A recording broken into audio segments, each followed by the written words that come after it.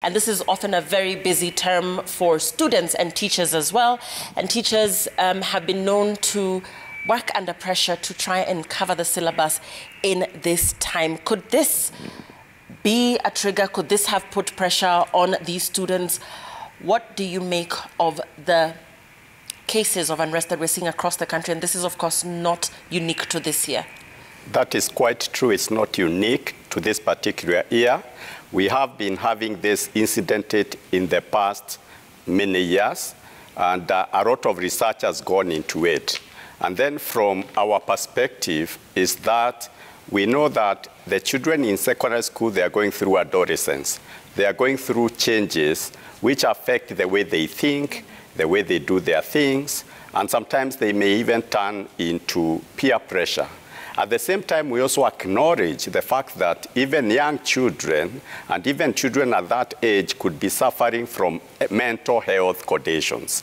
Mental health conditions are those situations where when someone is not able to cope with the stress that of life, then they can end up having certain behaviors, certain thought, certain emotions that could lead them into doing things that they could not do in normal circumstances. So when we look at what has happened in the world during the time of COVID, then going back to school and what you have just mentioned, having to do so much within a short time, so that has an impact on the way of thinking, their emotions, and their behavior. Mm-hmm. We also could not forget that children also some of them are using substance, they are using alcohol.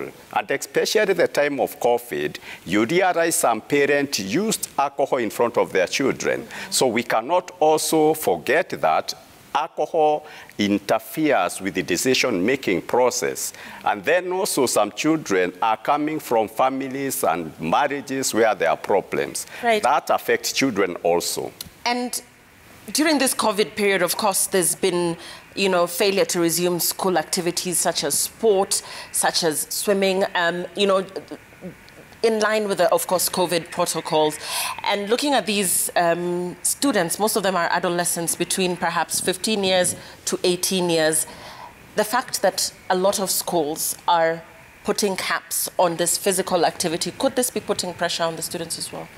We also look at evidence-based researches that confirm that one way of managing certain mental health condition is through exercise and also coping with stress.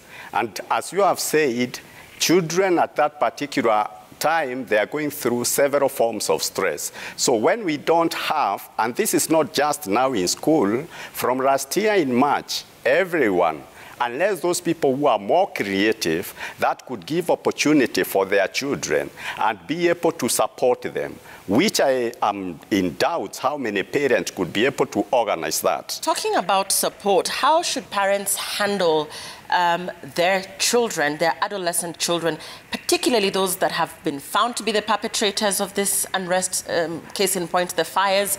After investigations, perhaps a student is singled out or a couple of students are singled out and it is found that they're the ones who are the masterminds behind this. How to handle these children? Because in most cases, the schools actually require the parent to pay for the damages caused. The parents, rather, of the children that caused the damages are required to pay for these damages. So you can imagine there's an emotional cocktail going on there. The parent is being required to pay for the damages. The parent is upset with their child. So how to handle such situations right from the family level? Oh, the first thing is all these children require some assessment, because you need to know if a child has been identified as having participated in such act, it is important for us to find out what is it about this child.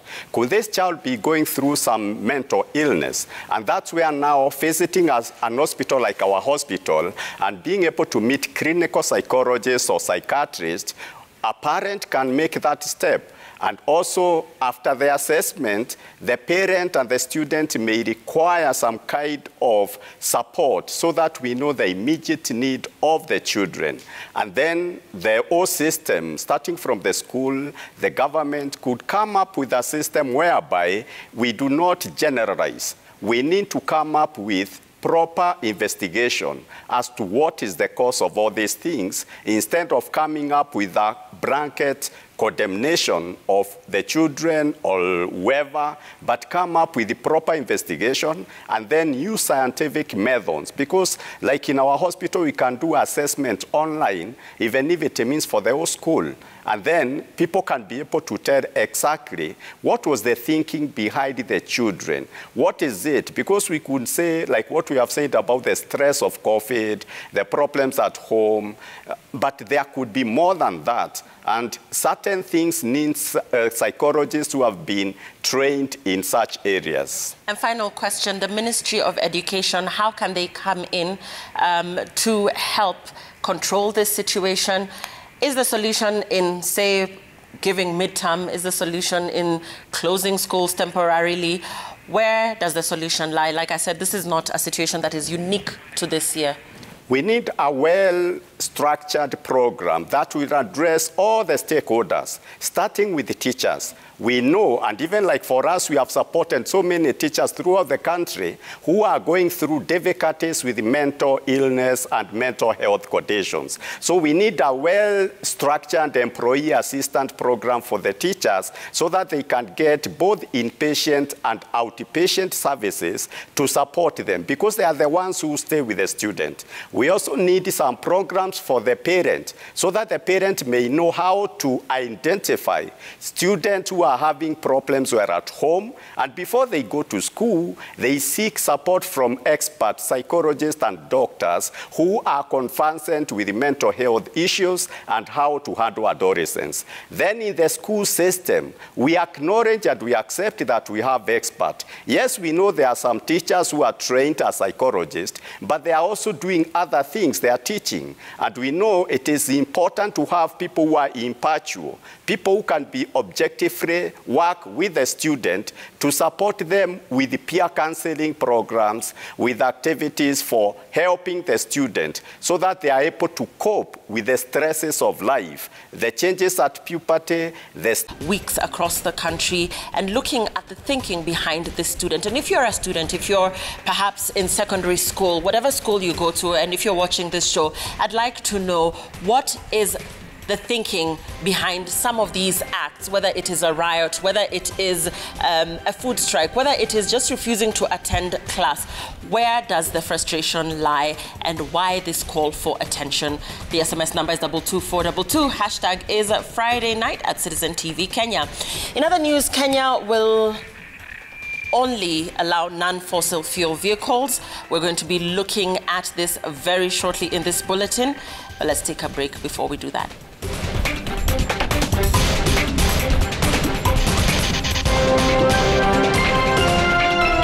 A no petrol future.